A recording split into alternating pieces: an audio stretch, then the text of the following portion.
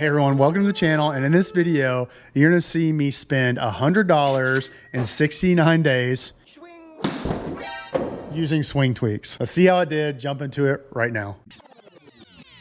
I've been playing a lot of golf over the past few months. I'm actually technically playing the best golf that I've ever played in my entire life. I've broken 80 finally multiple times, one with the 74 and a couple 79s over the past couple months that I kind of squeaked by with. But over the past few weeks, man, my game is slipping. Putting feels amazing. Chipping, same thing, feel really good without outside of sand shots. But man, my iron play and driver off the tee box, it's just completely gone. It's completely gone and we need some help. I also got a really special trip coming up in November, which I'll probably announce on the channel as well. So make sure you subscribe and stay tuned for that. I want to get there and I want to play good golf and we need to start figuring out some things. We're gonna actually kick the My TaylorMade app out to the curb and we're gonna be using swing tweaks. Not a sponsored review, not affiliated with them, whatever. So I thought we'd give it a go. So let's go ahead and film some swings, get this party started.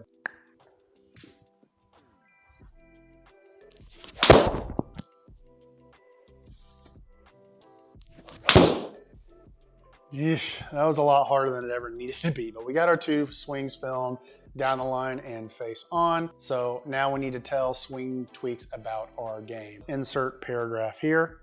Continually struggle with a pull draw hook left of my intended target line. I know I have an out to in path, but can't seem to find the sequences to correct it. Also, the more I aim to the right to compensate, the worse it gets, it seems. Every now and then I'll leave the club face open and hit a big cut. We all know what that is. Please help. Done. I think that worked. So our swing tweak has been sent. Stay tuned. All right, so we got our first tweak back from our pro and I already have some kind of initial thoughts on the process. So either stay tuned or skip to the end of the video for my review of swing tweaks. TLDR, I need to work on my takeaway and I need to try to keep my chest over the ball and stop overly extending, which I already know that I did before. Let's get tweak one working right now. So I'm going to pause it right where the club's parallel to the ground here. So ideally at this position, you're going to want the club shaft to be matching your target line. So if this is your target line and that club shaft is pretty far inside of that, so what you'd rather see is those hands and club face kind of matching, more like that, so it's matching that target line. So this means here you're taking it to inside the plane on the way back. So if you can feel like you take that club more straight back this way at the beginning, so that when you get here, that club is more matching your target line and it's kind of matching your hands right there. Your hands and the club head should be in the same line right here at this position. So fixing your inside takeaway, because what this does for you here, when you get to the top, you get across the plane line, so that club is pointing to the right of the plane line. Ideally, you want it pointing down the same line as your target line. So that's all just from the inside takeaway. So if you can feel like you're taking it more outside, more straight back even, that will help a lot. Because on the downswing here, once you're there, since you are inside, your body is automatically going to want to take it back outside. So as you can see here, those hands are going to move closer to the golf ball on the downswing, and that's going to cause you to be really handsy. It makes the body really extend a little bit. Like here, you've kind of lost all your posture. Body's pretty straight up. So I want you to notice where your head position is here and where it goes on the way down here. Oops, too fast. So you'll see that head comes up through that line, which means the whole body is kind of standing up on the downswing, because it's kind of just trying to make room for that golf club coming down, making impact. So, like I said, I think working on that inside takeaway, having it come a little more outside on the way back, I think that'll help a lot of your problems. Okay, well, we are a week into our first swing tweak, and I have to admit, down in the garage, the contact with the irons are feeling pretty good. We're going to see if we can actually bring it out to the course today, though. Also, we'll go ahead and film for our second tweak with the driver.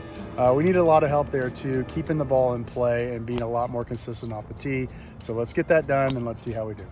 We'll go over just a couple things first and then run through the swing. And so really, the gist of this in terms of getting you into a better spot going forward is that if someone ends up very high and steep on the swing plane, so a club that's more kind of vertical into impact, the only way in which someone can approach that golf ball is out to in. Similarly, if someone's very low and flat on the swing plane, the only way in which they can approach that golf ball is into out. So getting you into a nice neutral spot on your swing plane, coming into your downswing, it's going to go a long way towards getting your club path more neutral and having you to be much more control of your ball flight going forward. So taking that club back there, we are going to see see that this club travels quite a bit inside in the takeaway, so coming in under that line inside. So about halfway back here, the club's kind of gotten low and behind you. We would still want it fairly out and in front of you here. So we're low and behind. The club goes a little bit too far, and as a compensation, your right hand's going to take over and it's going to bump the club this way in what we would call a over-the-top move. The hands are going to move back primarily towards the golf ball. Since the hands have moved in this direction, they generally stay moving in that direction, so it's very difficult to get the club dropping into the slot from that point. So since you're a little bit higher on your swing plane coming into the golf ball, you're going to get this out to in pass. So the first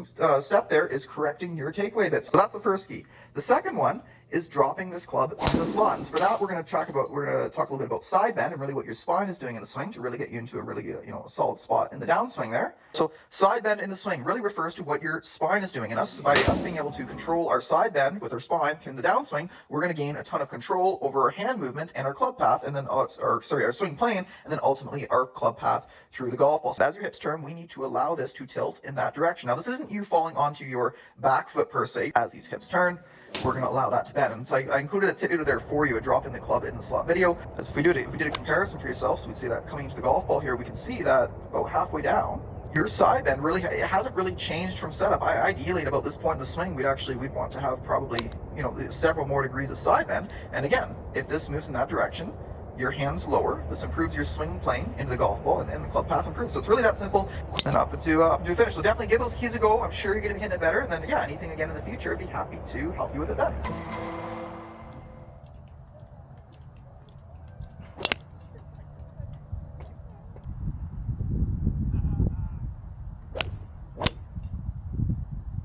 Gentlemen, we can rebuild him. We have the technology.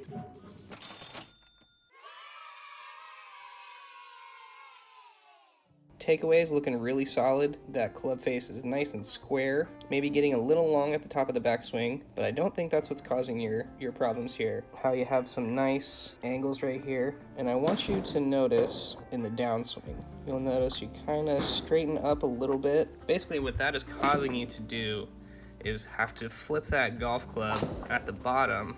Right there is where that right side bend is coming into play.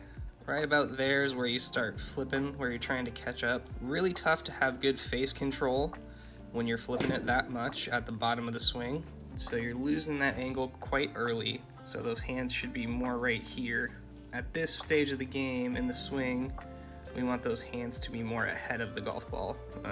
And that club shaft to be leaning more forward that way as opposed to pointing back at you. Hey Kyle, thanks for sending in your tweet. Couple keys here to work on. Done a really good job with your takeaway, so it's going much more neutral. Okay, you're taking the club back right through this first part of the swing there in a really good spot. So shaft basically going parallel out towards your target line. Face is maybe just the tiniest bit open, but again, no issues at all there. You're gonna be fine. Taking this club all the way to the top, left arm ending up fairly parallel to your original shaft plane line. So left arm is at a pretty decent spot, but we can see that your club has basically, it's gone a really long way. So your backswing we'd say is long, but also the only way you were able to make it longer is for this club to collapse. So we can see that there's almost no gap between the shaft and your body. Really at the top there, we would want the shaft somewhere sort of in this region where we still have a bit of a gap between that shaft and your shoulders there.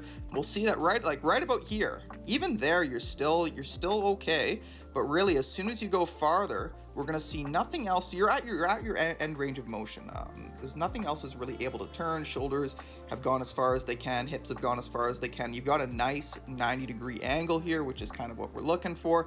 So the first tip video I included there for you goes over finding the top of your swing. And really, in a nutshell, I think you could just shorten it up and you won't lose any distance. If anything, you'll just gain consistency, because what's happening, and this is what's kind of getting you into these inconsistent hooks, is this club's going to go too far and it's going to collapse. So effectively, this club head gets really far behind you. So the only way to get this back in front of you is to excessively flip the golf club with your hand, specifically your bottom right hand, to actually catch this club up at the bottom. Otherwise, you'd be in a spot at which it would go way right. So you have to manipulate the club quite a bit with the right hand to flip it enough to get it back going somewhere straight. With the right hand manipulating the club too much, it does invite a over rotation of the golf club as a common miss, getting you onto the left side of the golf course too often. But so you could really get away with just stopping your swing there. Your hands and club are going to stay much more in front of you, and that is going to eliminate the need for you to excessively flip at the bottom.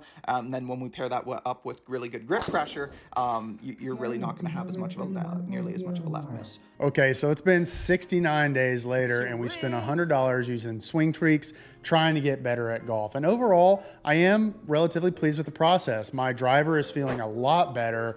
I have a lot more confidence on the tee box, which has been something that I've been searching for well over a year now. My iron striking is getting better, it's getting more consistent, and I have things to work on to get better going into the winter now. So there are aspects of it that have been successful. However, there are a few things with just, I guess, video lessons in general and swing tweaks that kind of caught me off guard a little bit.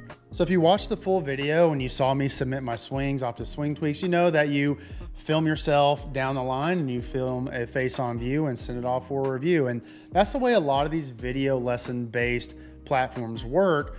The issue somewhat lies though is that there's no real standard of camera positioning, and they're going to give you points and tips on positional based stuff, checkpoints in the golf swing, when it might be difficult to know exactly where you are depending on where your camera lines up. So it's you're still kind of trying to figure it out for yourself in some regard, because they're going to use your video and your camera might be pointing slightly the wrong way. It might not be down the line, it might be on your line. So it's a little bit confusing in that. Whereas if you were in an actual instructional hitting bay with an instructor face to face, you're hitting on their systems, their cameras, they have it set up to where it needs to be, and they can actually be sure that you're hitting the proper angles. Those cameras are set up and calibrated to that instructor's lesson plan and the way they want to teach. They're not just going off some idiot in his garage putting a camera behind him. And by no means am I saying it doesn't work, because I've obviously, and I attest that I've seen improvement using swing tweaks,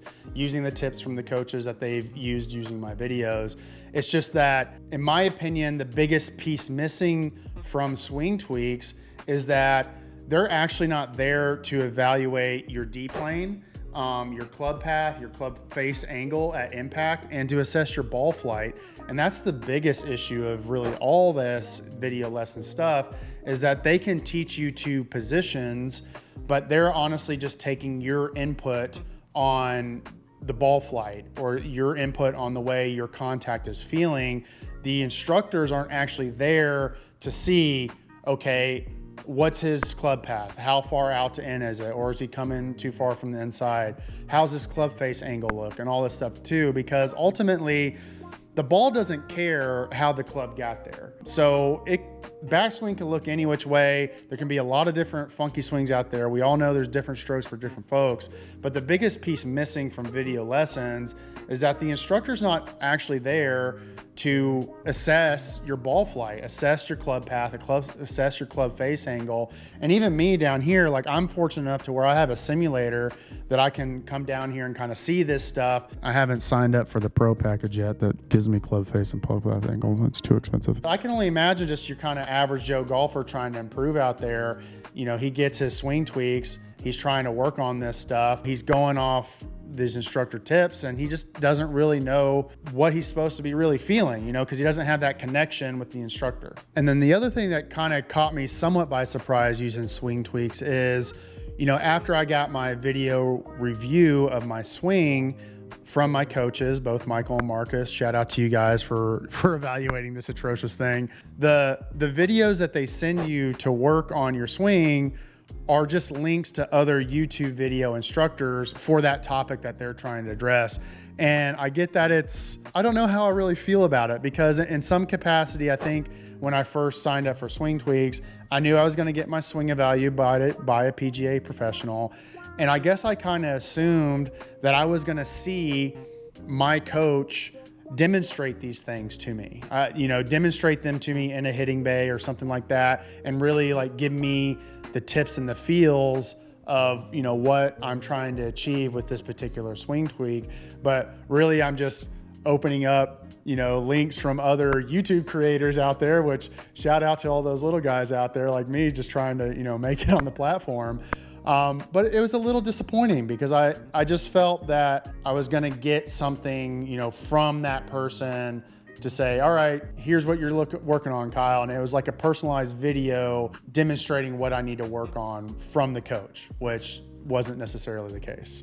So then we just come down to, was it worth it, Kyle? Was it worth taking one of those sweet $100 bills out of your family coffers to work on your golf swing? And overall, I'd say yes. Now, again, this is not an affiliated review. There's no promo link for Swing Tweaks in this. So when I first saw $22.99, I thought that was a little expensive to begin with, to be honest. A fan of Not a Scratch Golfer. I'm a fan of Golf Sidekick. A few times in those videos, I say, oh, it's cheaper than a sleeve of Pro V1s. Pro V1s are expensive, but you don't pay $22.99 for a sleeve of them. Nonetheless, you get a good, at least 5 to 6 minutes of video breakdown of your golf swing, and then also the tips, although not from actually your instructor, you get video links to tips to help improve that swing. And I have seen improvement, and I'm excited to see what swing I can bring into 2024, you know, using Swing Tweaks. So there you have it, guys. I hope that's helpful. I hope that's insightful. And if you're looking for Swing Tweak promo codes, again, go check out Not a Scratch Golfer. Go check out Golf Sidekick. They got you covered there. Me, I'm just some dude in his garage trying to get better. Otherwise, we'll see you next time, everyone. Cheers. Peace.